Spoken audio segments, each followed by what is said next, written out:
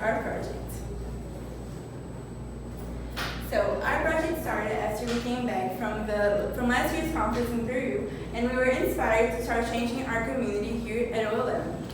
We are a group of high school students that really are passionate about trying to make a change at our school. Our theme for this project is Greenspiration because we want to inspire our fellow students, teachers, and staff to be greener and to live greener. Now, on to the next project. Maria Fernanda will start talking about the Meatless Mondays initiative. So our first project was to help implement Meatless Mondays at our school. Officially, Meatless Mondays is a non-profit organization created by the Monday campaigns in collaboration with the Center for a Livable Future at Johns Hopkins University, and it is a global movement with a simple message: one day a week, cut the meat. Ultimately, the goal of the campaign is to reduce meat consumption by 15% for both our health and for the benefits of our planet. So why on Mondays? Monday is the day that people usually have more motivation to start new projects, and that's why the campaign starts on that day of the week. But why should you try to go meatless on Mondays? There are many health benefits for reducing meat consumption, since plant-based diets, which are based on grains and vegetables, are usually rich in fibers, vitamins, and other nutrients. Therefore, medical research has shown that it reduces the risk of cancer, heart disease, diabetes, and obesity. The meat industry accounts for 1/5 of humans' greenhouse gas emissions, causing the global warming effect. Therefore, reducing meat consumption not only helps reduce global warming, but it also helps with the water crisis, since livestock requires much more water to raise than fruits or vegetables. While one pound of meat requires 2,400 gallons of water, 1 pound of wheat requires only 25 gallons of water. Also, deforestation is an issue, since most rainforests are being cut down to open land for stock raising. And one example of this is the Amazon forest in our country that was hugely deforested due to meat consumption. So at our school nutritionist has created a special menu on Mondays with vegetarian options, but our group realized that many people weren't actually following Meatless Mondays or didn't have the idea of what eating vegetarian would mean. So we started a school campaign. The school campaign designed posters, and we did lectures with the elementary kids in order to spread awareness of the day and to show how can you change your diet on Mondays. And we did this poster explaining the benefits as we said before to the younger kids and people that pass through the house. In such a way, we spread awareness through the school communities, not only for people our age, but also for the teachers and the younger kids who are able to get more knowledge about the benefits of reducing meat consumption and of why this will be good for them and the planet. Therefore, we have reached our goal since we have spread awareness to our school community, reducing the meat consumption of the school, since people are eating more vegetable options. So now people are at least trying the vegetarian options, and if you have this opportunity at your school, we strongly recommend you to do it. Still on the issue of food, we're going to tackle the issue of food waste. There are two different indices of food waste, which is the Food Loss Index and the Food Waste Index according to the United Nations. The Food Loss Index occurs before retailers, so for example, food producers such as farms and food transport. In all of these types of services, food is lost. And from food retailers forward, such as supermarkets or restaurants or the consumers, food is wasted. 1.3 billion tons of food is wasted or lost annually, representing 1/3 of the world's food, according to the Food and Agriculture Organization of the United Nations. 3.3 billion tons of greenhouse gases making food waste. 3.3 billion tons of greenhouse gases are produced, making food wastage the top third greenhouse gas emitter in the whole world. $750 billion are wasted by producers in food wastage, so it's really bad for the economy, wasting food, being either in losing food in the food service or losing food in the wastage, such as the consumers or retailers. And 870 million people go hungry every day because of not distributing the food properly. There are also environmental effects from food waste. It wastes a lot of water because millions of gallons of water used to plant, grow, or produce food goes to waste. This includes meat, like my friends from Meatless Mondays explained. A lot of water goes into planting crops for meat and other animal products, and a lot of it goes to waste because it's not used properly. Food waste also releases methane because the food ends up in landfills, and so they decompose as their organic material, which releases a lot of greenhouse gases into our atmosphere. And methane is a really powerful greenhouse gas, about 10 times more powerful than carbon dioxide, so it speeds up drastically global warming. It also wastes oil and land because when food is wasted, they use fuel to transport the food, so a lot of the oil is wasted as you waste or lose food in the process. And also the land used in food production or transportation go with it. And to mass produce crops, people and farmers do not use the land wisely, so they overuse the land, which makes it barren and infertile, so we can't use it later to plant more crops in a sustainable way. Alongside, it harms biodiversity because deforestation and marine fisheries exploit natural habitats, such as fishing a lot of fish, and more than half of it is thrown away. And there is a prediction that by 2050, there will be almost no fish in the oceans. And to fight the food waste issue in OLM, we had an awareness campaign in which we had a green day and we explained all of those issues. And we also did a gincana regarding food waste at our school Spirit Week, where we asked the people to throw the food in bins, and we separated the bins according to grade, and we were able to measure the food that was wasted during the gincana. And we also put up posters and signs to prevent food waste in the school after the gincana was completed. This was a picture of one of the posters that we put up. And the next picture is one of our green team members, one of our Greenspiration members, talking about food waste with the middle schoolers. So these are the results of our gincana week and our results of a normal week. In the gincana week, from September 30 until October 3rd, the total wastage of food was 2.13 kilograms. And in the normal week, when we weren't asking the people to not waste food, it was almost 10 kilos. So we were able to decrease a lot the food wastage by making a competition with the classes, where the winner earned a ice cream party. And by encouraging people to not waste food, we were able to decrease by many kilos the total food wastage of our high school. While also in the topic of food, our team decided to take notice also in the pollination of bees, which is also very important in our food industry. So we came up with a bee change project. But why are bees important for our food industry?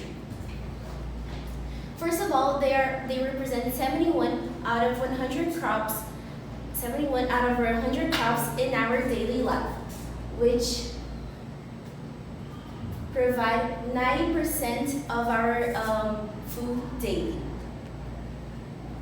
Also, 1/3 of the bites of a food that we eat each day depends on the pollination of bees, on their taste and on their colors. And according to various economists, the pollination of bees can be worth up to $97 million. However, throughout the years, there has been a population decline, which has been known as the colony collapse disorder, which occurs when the worker bees, which are responsible for the pollination of crops, have been disappearing for no apparent reason, leaving only the queen bee and nurse bees on the hives. And then the pollination might not occur, and then we have no crops available anymore for us, and the cycle of food might not happen. With that, some of the causes for these colony collapse disorder might be agricultural pesticides, which are very harmful for the immune system of bees, harmful parasites such as mites which get stuck to the bees' bodies, the rising of CO2 caused by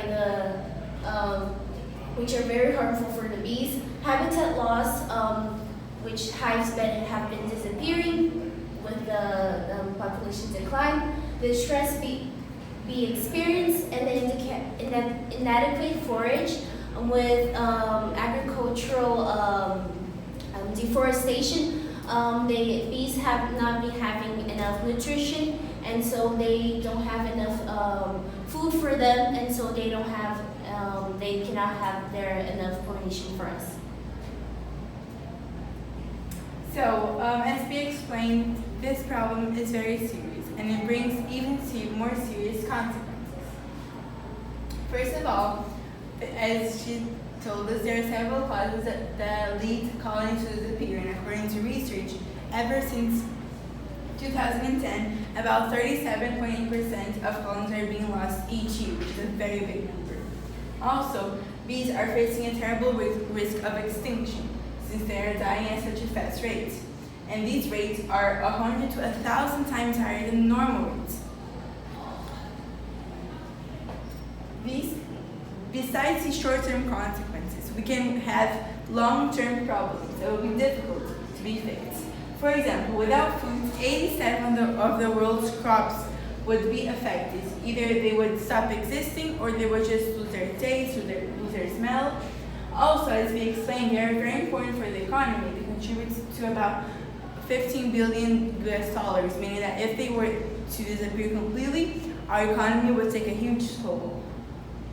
Besides, if they were to disappear, we would be left without our pollinators, which results in the quality of the crops we have today. Without them, production would be more expensive, since we would have to depend on other types of pollination, meaning that food that we buy today would become more expensive or even runs the risk of disappearing.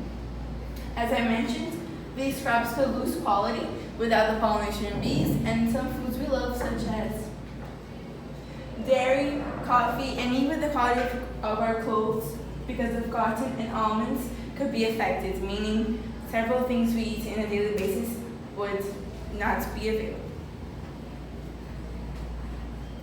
So, if you're not familiar, Whole Foods is a very popular American supermarket, and they did an experiment with their customers where they tried to see what would be the effect of bees disappearing. So as you see here, this is a picture of their produce choice. And as you see, we have a normal supermarket aisle with a lot of fruits, vegetables, things like that. And then this is what it will look like if bees were to disappear. As you can see, it is a drastic change. Most of the things are not here. A lot of the vegetables are gone, meaning, of course, we would suffer if bees were to continue declining.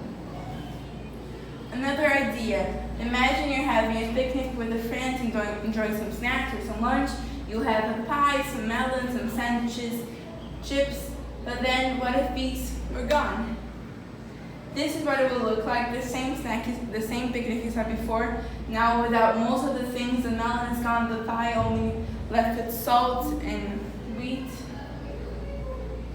So, now that you understand how serious this problem is, what can we do to help and install some preservation measures to stop this problem? So the first thing is to demand political action. As we explained, the use of insecticides and pesticides is very, very dangerous for bees. It causes them to die. And therefore, one thing we can do is demand political action so that these products are no longer used in normal crops in order to prevent bees from being affected. Exactly. Also, if you by any chance happen to have a garden at home or a farm, you should restrict your use of insecticides or pesticides and opt for more natural products. Also, stop being afraid. If you see a bee, try to control your fear and don't kill it. Like, just let it out of the window and so it can survive. So, the role of citizens and companies. So as we both explained before, stop the use of pesticides. It's really, really harmful for bees. They really kill them. Also, monitor the varroa mite because they're the natural killers of bees and the hive itself.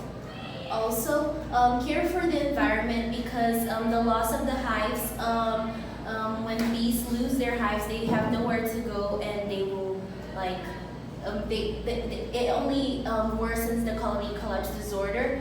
And finally, support local gardeners because they're the ones that won't use firstly the pesticide usage. So it's the best way to start and incentivize the care for the environment.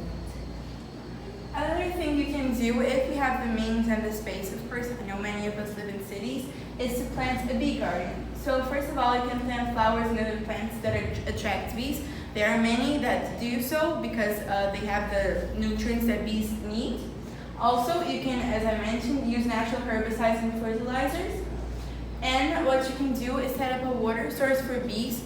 So just a pot with water and some reused wine corks for them to land on. So this picture shows several flowers that you can plant to help bees. For example, sunflowers, lavenders, calendulas. You can see many options. Also, this is a nice DIY project. You can get a reusable jar or a can, and you can fill it with some hollow wooden twigs. So it can be kind of a house for bees, some shelter if they need. So our goal with the Bee Change project is to raise awareness for the decline of bee population with the colony collapse disorder. Also, inspire students to make a change in our society with the Green Day that we had in our school, and also install the preservation measures in OLM and also in the future, we hope to maybe plant some flowers here at our school, because if you know, we are also our school also brought the STEM project, which is working with composting, and they also have plans to in the future build a garden, and so we want to work with them. Yeah, okay, thanks. In addition to these future plans, the Greenspiration group has also enacted some changes in our school already. So these are our actions. First, our main event that we did was our Green Day. Basically, it was a series of lectures where we presented all of our dream projects that we're doing OLM to high school and middle school students. We also had presentations that we did to elementary students, as you can see in the picture, where we had fun activities, we sang songs, and basically we celebrated the global climate strike by doing this day at our school. In addition, we have been doing work constantly in our school cafeteria by influencing students to clean their plates properly, clean their tables, and overall respect the cafeteria staff more. The food waste project has also been enacted in the cafeteria since we have been placing posters that remind students to take care of their foods and not waste it. Also, another one of our projects for the food waste is a video we have filmed, which is basically a tutorial on how to behave yourself in a cafeteria, teaching kids to put only the foods they want to eat in their plates, to clean their plates after they're done, and to clean their tables. And this video will be shown around the entire school in order to show students how to properly behave in our cafeteria.